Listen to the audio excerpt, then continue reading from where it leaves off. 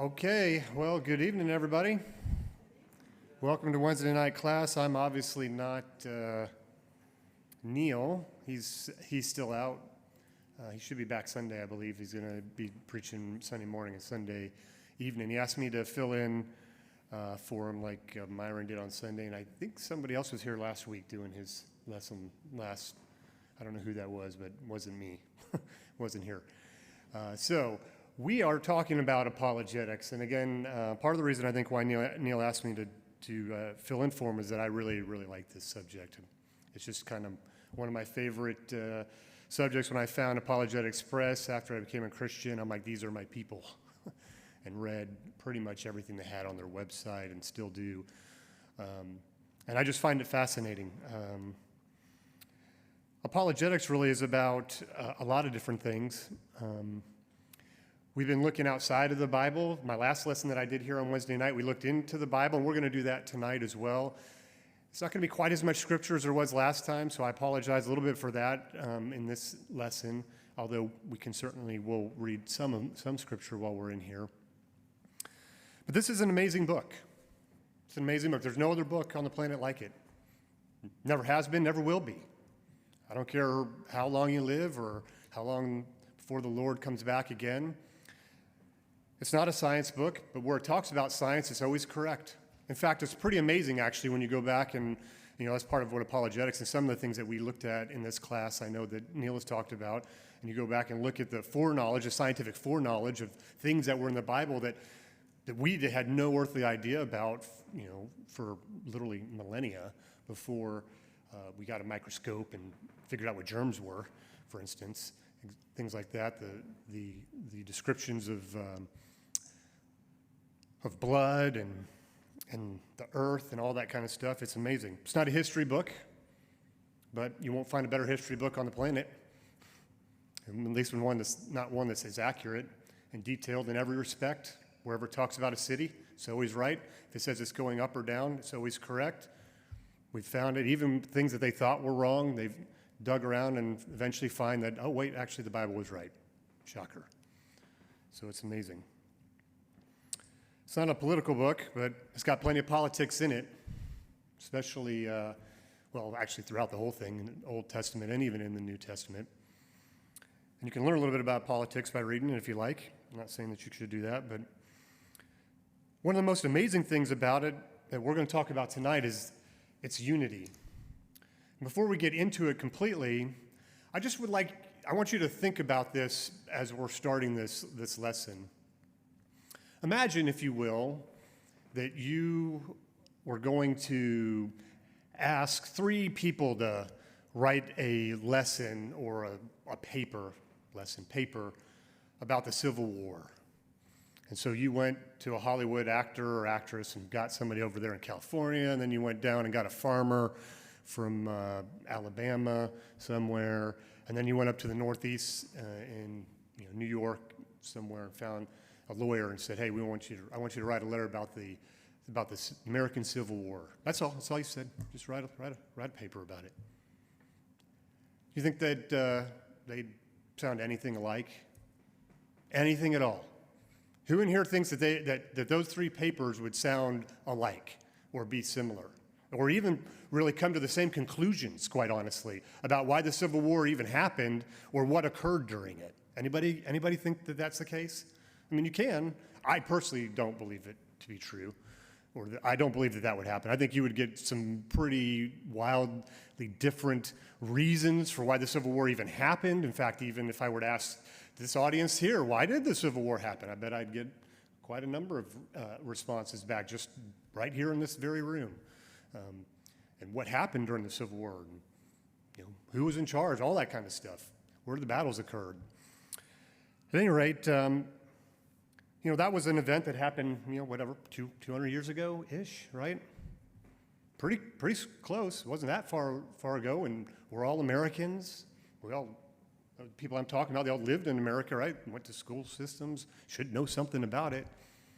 But yet we would still find that most likely there would be very little unity in those writings. And that's just something to think about as we begin to look at the Bible, and we're going to talk about some things about the Bible, about why it is so amazing, which we've covered already, but this one specifically talking about the unity. I want to make sure I'm doing the right direction here. I don't know if I'm going the right way. There we go.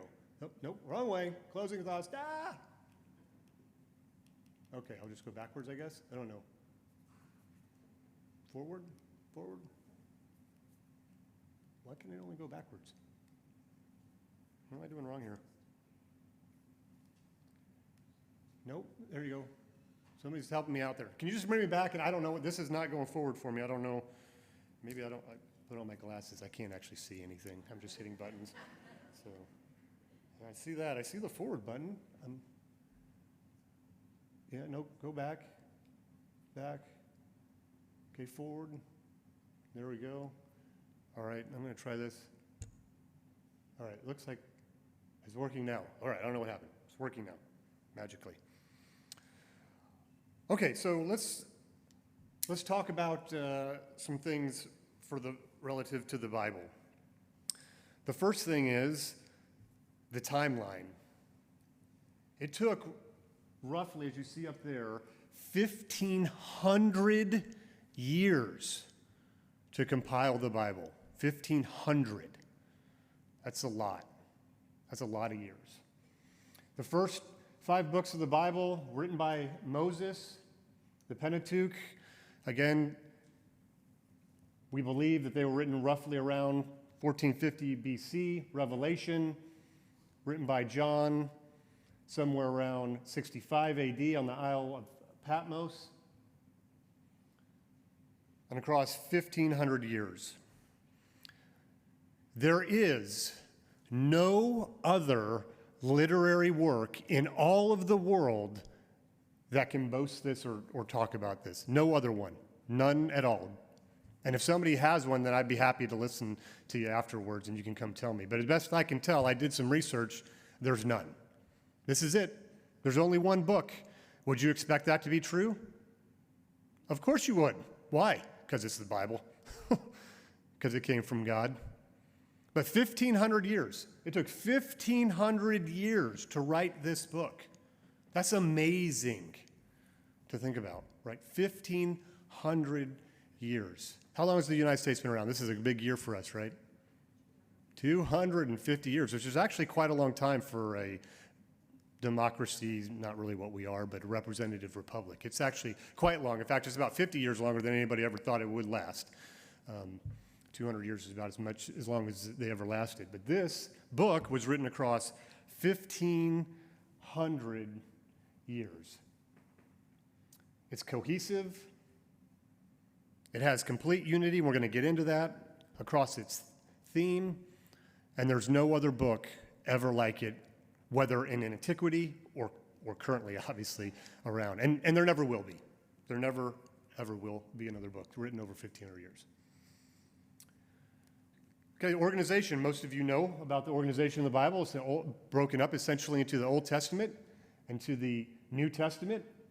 The Old Testament has 39 books. The New Testament has 27 books. They're listed. You can see there. There are all kinds of different genres of books, techniques of how they wrote them.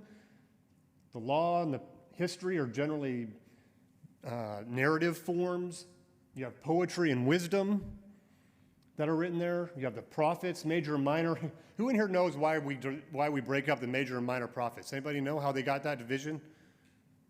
Somebody does. Who said it? Say that again. That's it. In case you were wondering, there's nothing special. That's literally it. You want to know how somebody became a major prophet? They wrote a big book. That's for real, right? It's just the size of the book. The big ones are the major ones. The smaller books were the minor prophets. That's what they're called that. Anyways, just kind of interesting. New Testament's the same way, right? We have the gospel. We have a history account in Acts. We've got letters that Paul wrote. He's obviously the primary author of the New Testament books, of the 27 there, writing approximately half of them. Some general letters, and then even in the New Testament, we have Revelation written in apocalyptic or kind of poetry-like language, similar to actually Daniel a little bit, but even some of the poetry from the Old Testament. So all kinds of different ways, styles. And why is that? Well, why did that happen? Well, it happened because of this. I talked about 3 people tonight. The Bible was written by about 40 different people. 40. Over 1,500 years. They all came from varying backgrounds, just like I talked about from the beginning. We're going to look at some of these up here. They had different educational background. They had different status relative to money. I mean, they literally came from all walks of life. Some from the Old Testament, Amos. If you want to read Amos 1:1, he was a herdsman from Tekoa. David, most of you are familiar with, obviously a shepherd boy turned into a king. Ezra is a scribe, so he's obviously educated in the law of Moses. Nehemiah, if you guys remember, he was in the royal court with Artaxerxes. King Artaxerxes was his cupbearer. Solomon, wisest man to ever live. Right? The Bible tells us that. They said that because that's what he asked for, that's what he was going to be given by God. In fact, somebody go read 1 Kings 3:12 for me. Somebody read that out loud. Somebody go get that. Whoever gets there, just start reading. Really loud.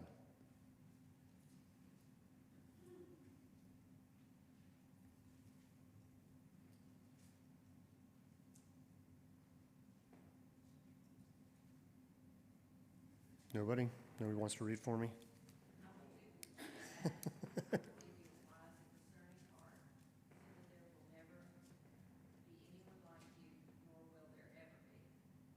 Everybody hear that? Because of what Solomon prayed for, God says, I'm going to give you a wise and discerning heart, such that there are none that were ever like you, nor will there ever be. So is God true? Ever been a man smarter or wiser than Solomon to come on the face of this earth other than Jesus? Not discounting God's own son, of course. Talking about true men. The answer is no. You've never met you've probably met some pretty smart people in your life. I have. I mean, when I went to college at Affett, I met individual Peter Maybeck. Most of you, that name probably means nothing to you. Maybe it means something to some of you. I don't know, but likely not. He wrote the book on Kalman filtering. That probably means even less to you guys. In fact, you will appreciate this, Gary. When Lockheed Martin couldn't figure out how to fix the F-22 Fusion engine, do you want to know who fixed it for him? Peter Maybeck from Affett. One of the smartest men I've ever met. He wasn't wiser than Solomon, but he was pretty smart. My academic advisor, same thing, pretty smart from Affett. Went to MIT, Air Force Academy, MIT, Delft University to get his doctorate degree. Pretty smart man. Wasn't smarter than Solomon. Wasn't wiser than Solomon. How do I know that? Because God told me. And I believe what his word says. Anyway, Solomon, wisest man to live. He wrote some stuff for us in the Old Testament. New Testament, we had 9 writers. Paul, we know Paul was very highly educated, right? We read about that in Acts 22 and verse 3 when Paul is describing himself and talking about the kind of person he is. We know he was a Jew and that he studied at the feet of Gamaliel, so he was extremely well educated. Luke was probably well educated as well. We know that Luke is a physician. How do we know that? From Colossians 4 and 14. Luke never talks about it himself. We get told that from Paul, actually, that he was a doctor. Penned his own gospel in Acts, and then there we had John and Peter. It appears that they probably likely had not very formal education. It doesn't mean that they were dumb. They just didn't have the formal education that perhaps Paul and Luke did. They were fishermen.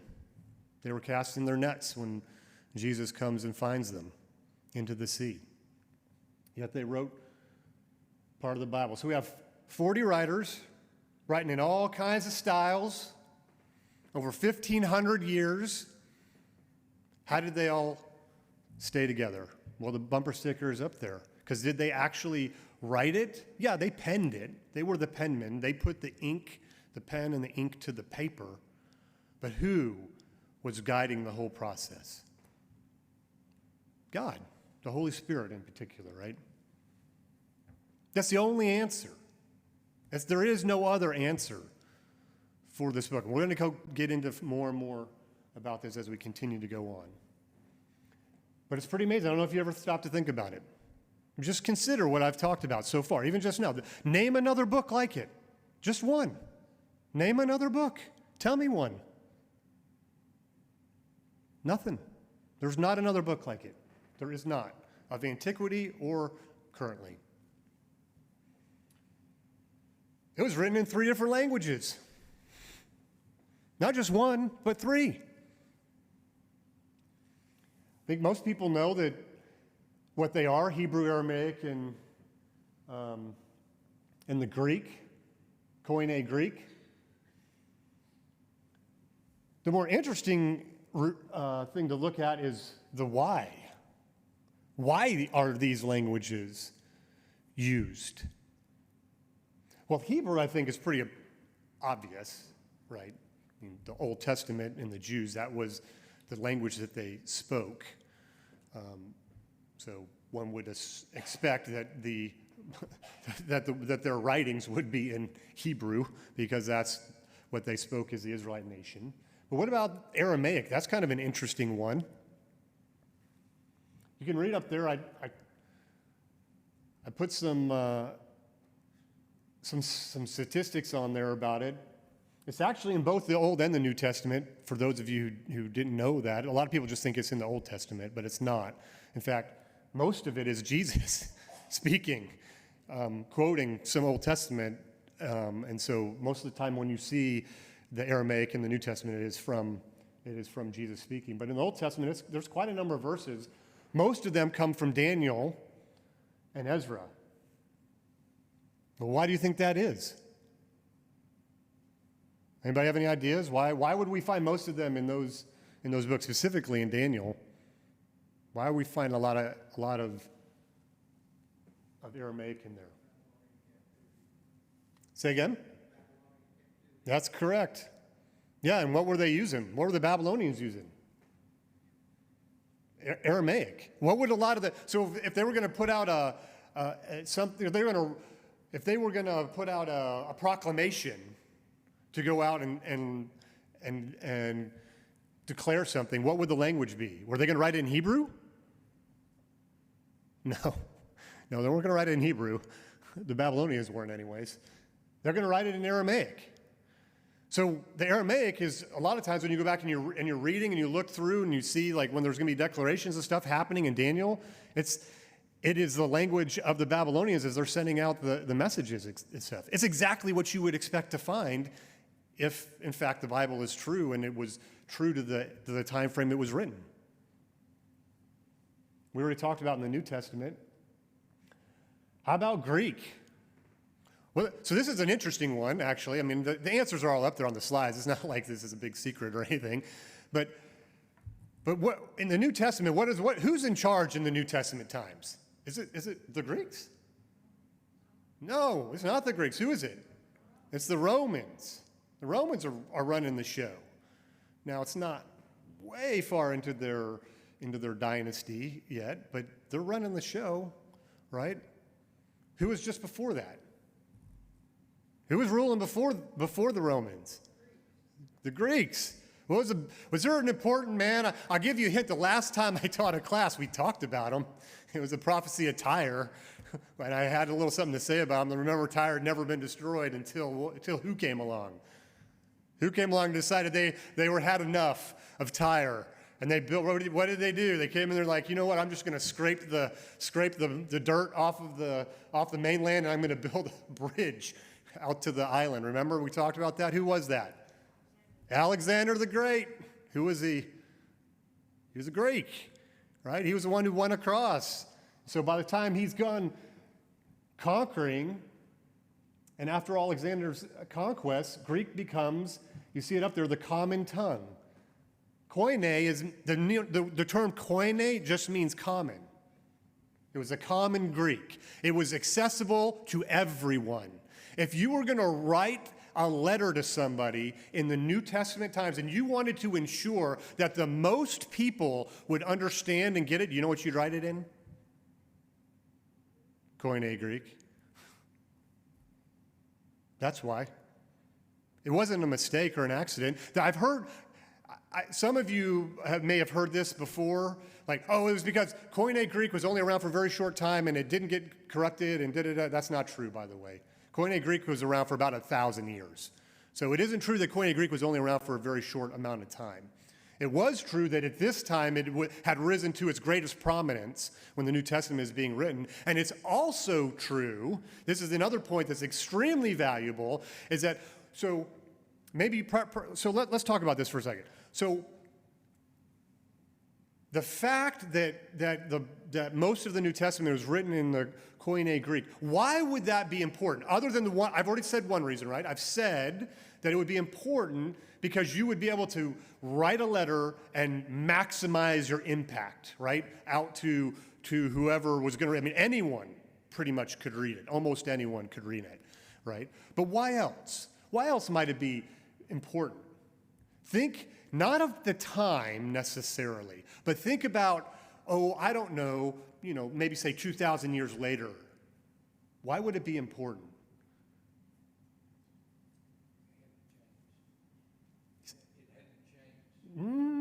That's not true. You're right. It's not changing now. You're correct. The Koine Greek is no longer changing. It's what it was. So Dave, you're right. I know what you're trying to say is exactly the right answer, but you're just not saying it quite right. And it'll make sense right here. Anybody else?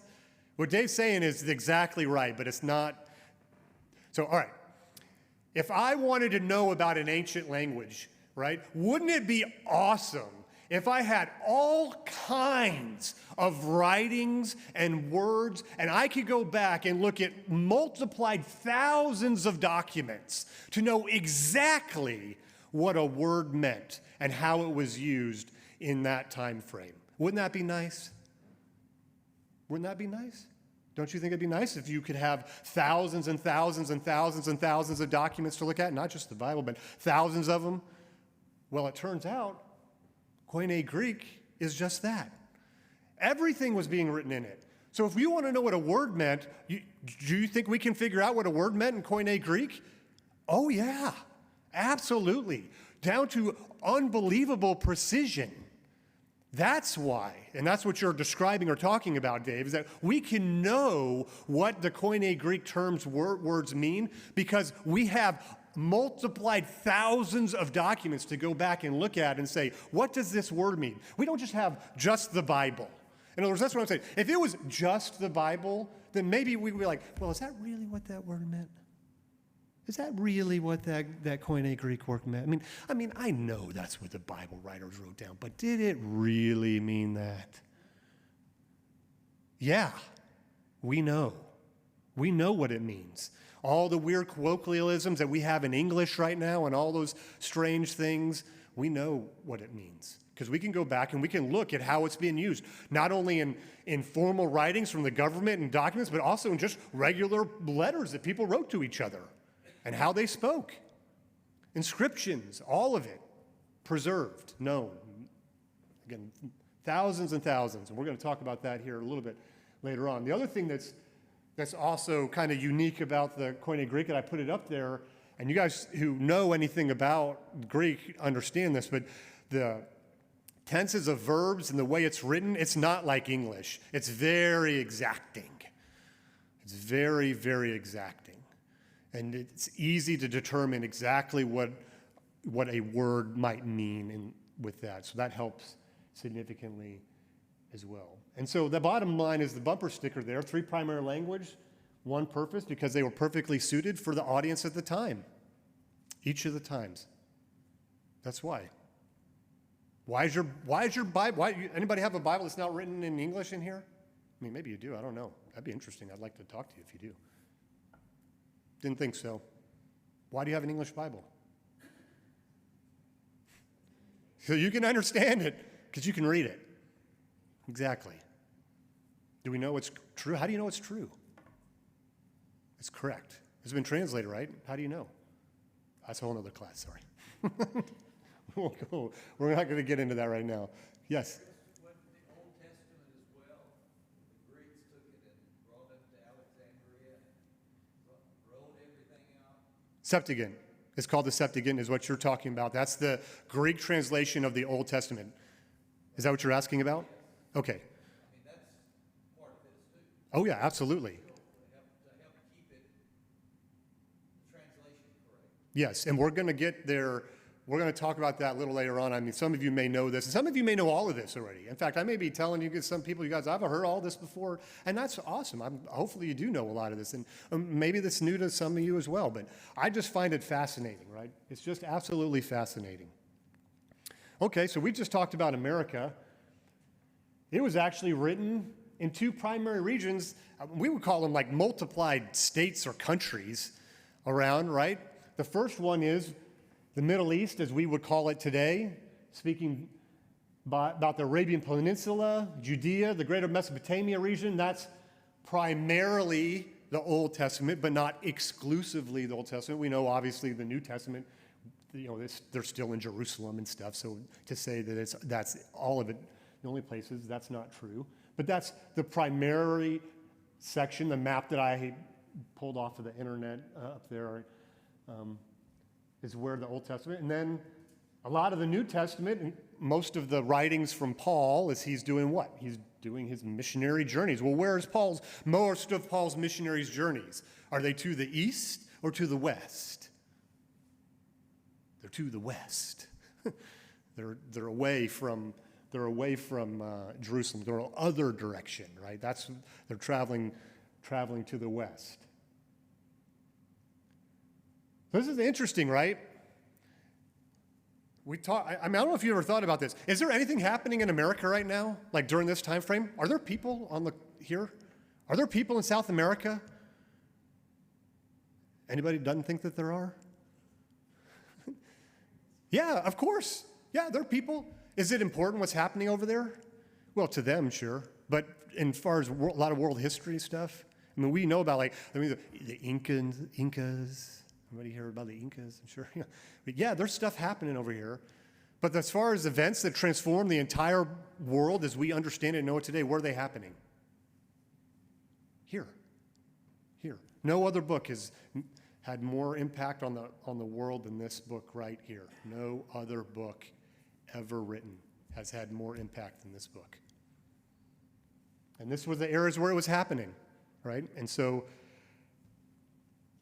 that's why it was written there across time. That's where most of the impactful events, and not just this book, but think about from a world history perspective, right? Let's just talk about it again. The major empires in before. What are we talking about? Babylonians. Where were they? Top right picture. Babylonians. Okay, Medo-Persians. Where were they? Top right picture. Right? Who came after them? Greece? Yep. Where are they? Bottom right picture. Who comes next? Romans? Where are they? Those are the major empires of the world, right? Does it mean that nothing's happening on the other parts of the planet? No. But the places and the events and the times where the most impactful events were occurring on the face of the planet happened here, right where you expect God would send his messengers and his people and deliver his word to the most impactful places, right? I don't know. That's what I would think. Maybe I'm wrong. Chris, isn't it the writings that are created basically from Abraham? Abraham is the focal point, becomes the focal point for the rest of the biblical world. You say that again. You're asking about it. So you're saying Abraham. The promise that was given to Abraham before the Sure. Israelites. Right. Yeah, the patriarchal period. The patriarchal movement that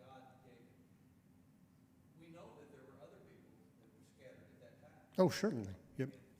But then there was the chosen people, and then Moses was in there writing, and then the other writers that are writing Yeah. the Bible are still all writing in relationship to those things, because this is God speaking to us through His Word to those people, rather than trying to go all over the world to pick up. Those people came from that area. Yep, exactly. So I think so to your point, Dave, where it says Babylon up there, anybody know what that country that is right now, by the way? Who knows what the country that is? You might be surprised. Huh? It's Iraq. Oh, by the way, that's Iraq, where it says Babylonia there, the Arabian Desert. You see where it says, I don't know, maybe you can't see that. It's kind of small. It's the orange section right there in the top picture over slightly to the right. What is that also called? Mesopotamia? What's another term for it? The cradle of, why is it called that? Because that's where it started. Yeah, Adam and Eve. Because the civilization as we understand it and know it started there. Started there, right? Cradle of civilization, the Fertile Crescent over here. Now it's a desert, of course. But it was pretty amazing. I mean, for those of you, I don't know how many, probably not very many, if any, at all. I don't know if there will be another person in the room that has flown over those areas. I have. It was pretty amazing, actually. That was one of the coolest parts about being over there, was to see them, just thinking about what was there and flying over around where Babylon was. And like it was, I wouldn't want to have been on the ground, but at least not during the time frame that I was there. But it was pretty incredible to be there and just think about that and consider it. So I think that was to your point, Dave. Is that what you were trying to drive at? Okay. Okay, any other questions or comments? I think we're doing, okay, we're doing pretty good, I think. Hopefully we'll. Chris, I know we're talking about the unity of the Bible and scriptures within itself, but proof after proof after proof of historical, non-biblical documents continue to confirm what's been in the Bible and that we've known for years, which is pretty miraculous when you consider that you can take two books of history from two different men written back this long ago, and they can be very different about the events. Yep, 100%. Okay, so this is going to get into a little bit more of the more of the meat of some of the consistencies. We're not going to have time to talk about everything. I just chose a couple up here of the consistencies and the accuracies of the narratives. And I want you to, I'm going to say something, and you can disagree with this if you like. I don't really care if you do or don't agree with me. It's true. If these events didn't happen, like people will claim, oh, that's a fanciful story. That was made up. It was kind of not true. Jesus is a liar. FYI. If you say that and think that, Jesus is a liar. How do I know that? Because he talks about them like they really happened. He makes no qualms about it. He goes right back to it and talks about it. So was Jesus confused? Or was he just a liar? Or did they just actually happen like the Bible said? And I find it rather interesting that people would say that stuff, because in my mind, I've said this before, I didn't start off this class. A lot of times I start class and I will start every sermon if I do speak up here with this every time. In the beginning, God. First 4 words of the Bible, they're either true or they're not. And if they're true, then everything else after it is child's play. You're telling me that God could create the entire universe, everything that is seen and unseen, but man, I don't know, he could make a flood on the earth? Boy, that's pretty hard. What? Really? There's a lot of errors in this book. There is? He couldn't preserve a book to let me know his will? That's really hard. That's hard. But making the whole universe, no, that's easy. What? In the beginning, God. Is it true or not? And everything else after it. Those first 4 words of the Bible mean something. In the beginning. And there's so much more to unpack even in those first 4 words. But either they're true or they're not. And if they're true, then everything else after it, easy. You have no problem believing the rest of it. Because that is the hard part. In the beginning is the hard part, by the way. Everything else is easy for God. That's the hard part, making everything in the beginning. So Noah and the flood. We obviously all know about Noah and the flood. The chapters are from Genesis 6 through 9. But you may not recognize that lots of people talk about Noah and the flood. Ezekiel talks about it. Isaiah talks about it. Jesus speaking talks about it in both Matthew and in Luke. In Hebrews, we believe that's Paul. But whoever wrote Hebrews, likely Paul, he speaks about it. Peter speaks about it twice. Goes back and says, and you can go back and look at these slides later and go and reference them for yourself. The narratives. And they didn't fancifully make it up. It was exactly like his. There was a flood. It destroyed everything. That's Jesus' point in Matthew 24, if you remember, right? He's like, just like in the days of Noah, everybody's getting ready. They're having parties. They're getting married. They're doing this. They're doing that. They're planning for next week. And then the rains came. And they kept coming and coming and coming. And all the people that were laughing at Noah as he was building the ark or shaking their heads or whatever else they were doing, Noah went in there with his wife and 3 sons and their 3 daughters and the animals, and the door was shut by God. And they probably weren't laughing much after a while after that.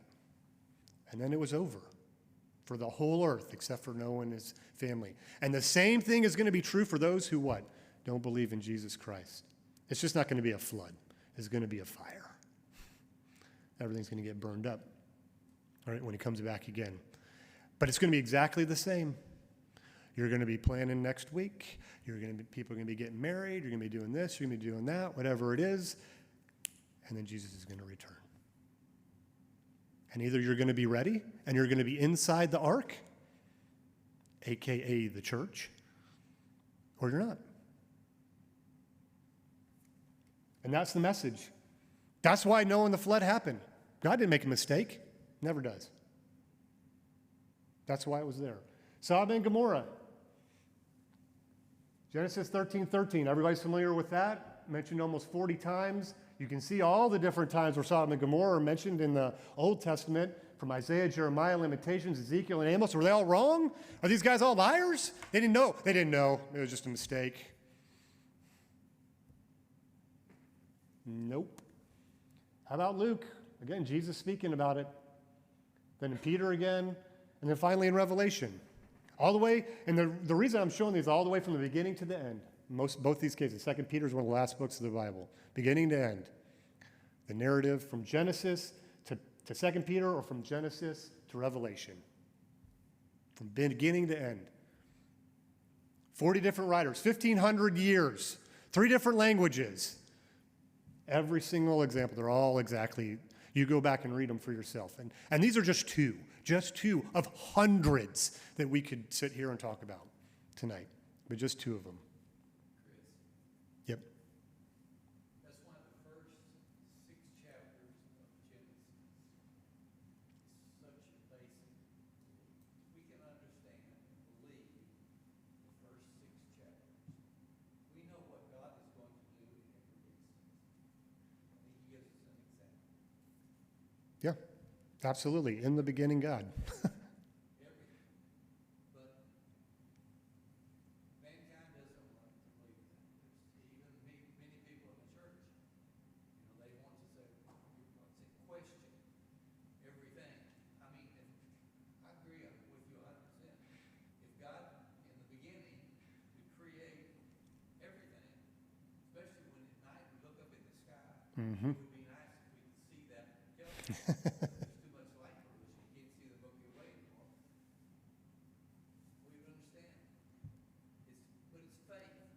It's what we have. That's what God is trying to get over to us through this book that he's written. He wants your heart. That's what God's always wanted. He wants man's heart.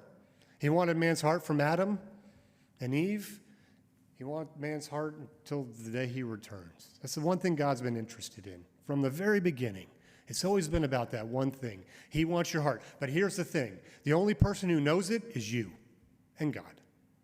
I don't know your heart.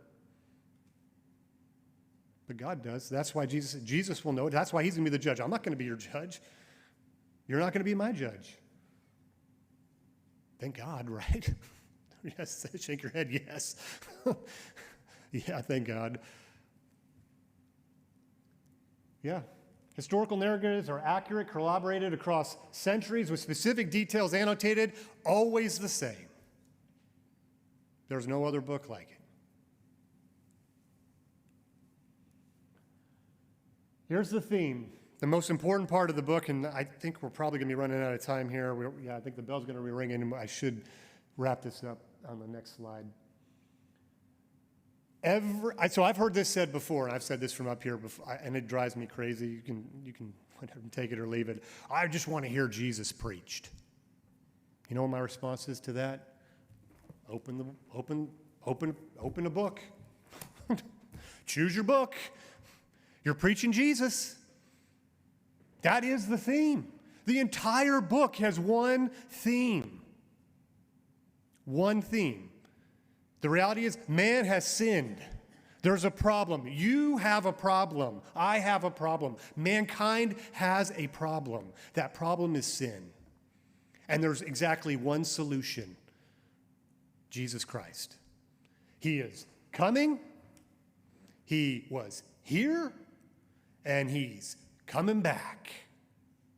That's it. That's the Bible. That is every book. Everything is about that theme. Every one of them. And I listed them all up there. I'm not going to go read them all off. You can go back, and I didn't list every single book because it wouldn't have fit on one slide. But it's all about Jesus. Everything. The Old Testament is about Jesus Christ. Make no mistake about it. It's about Jesus Christ. Genesis chapter 3. The first gospel sermon. Anybody ever heard that before?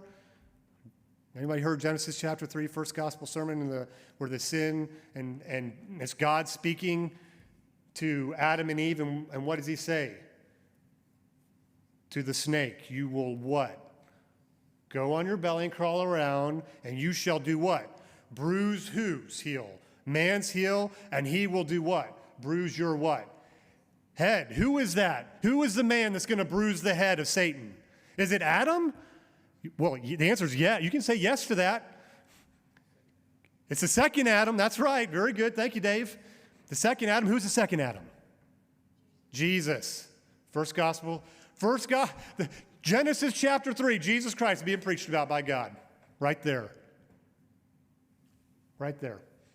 Exodus. Passover lamb. Any confusion there about if that was Jesus or not? Nope. Numbers, also Bright Morning Star, the same thing. Also in Numbers is I believe it's in Numbers, is the snake and the cross being raised up. Jesus, healed. Anyways, go back in every book. You can look at them all, and you can know. This is the last slide, and this goes a little bit to what Steve was talking about, not exactly, but it's close. And I just want to key on one thing. I think so a lot of people have heard this before. But again, no other men, if you believe that you're reading the Iliad and the Odyssey and you think that what's written down is true, then you cannot logically tell me that this is not 100% accurate. You're not mentally right. If you believe that.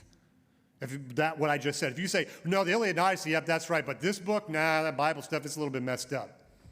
We actually have no earthly idea what Homer wrote. I'm not going to lie to you. Look at it. 450 years later, we have 1,800 fragments. Maybe we know.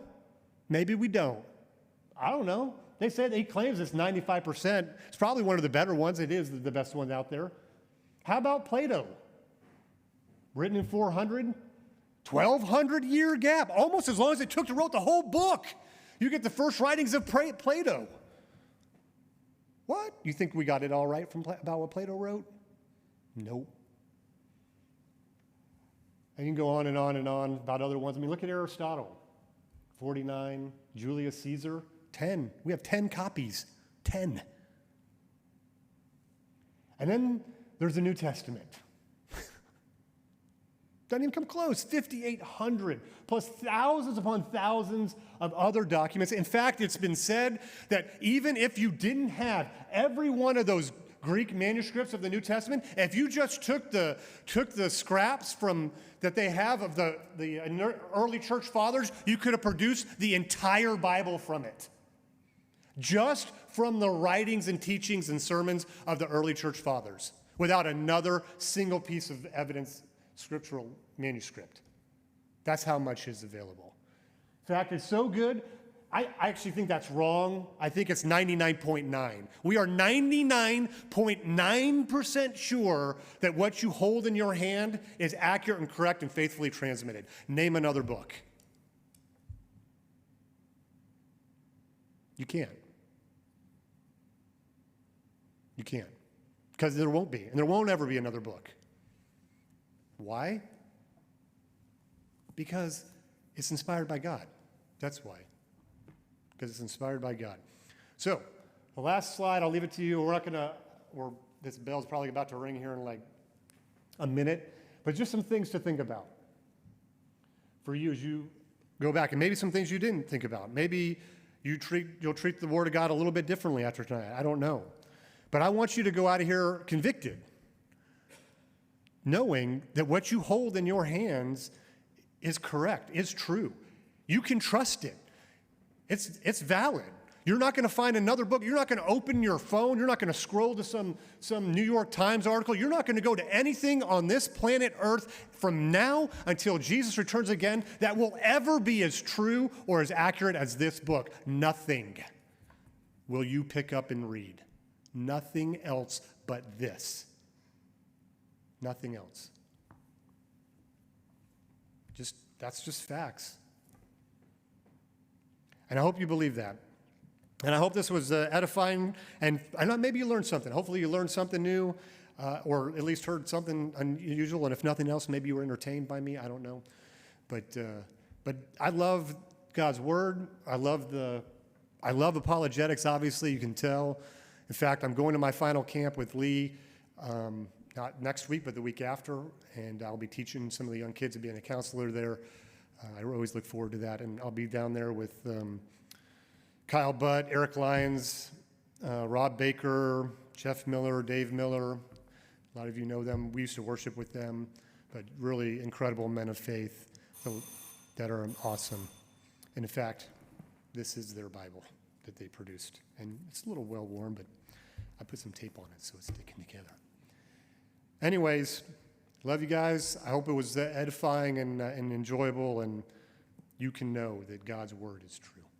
Thank you.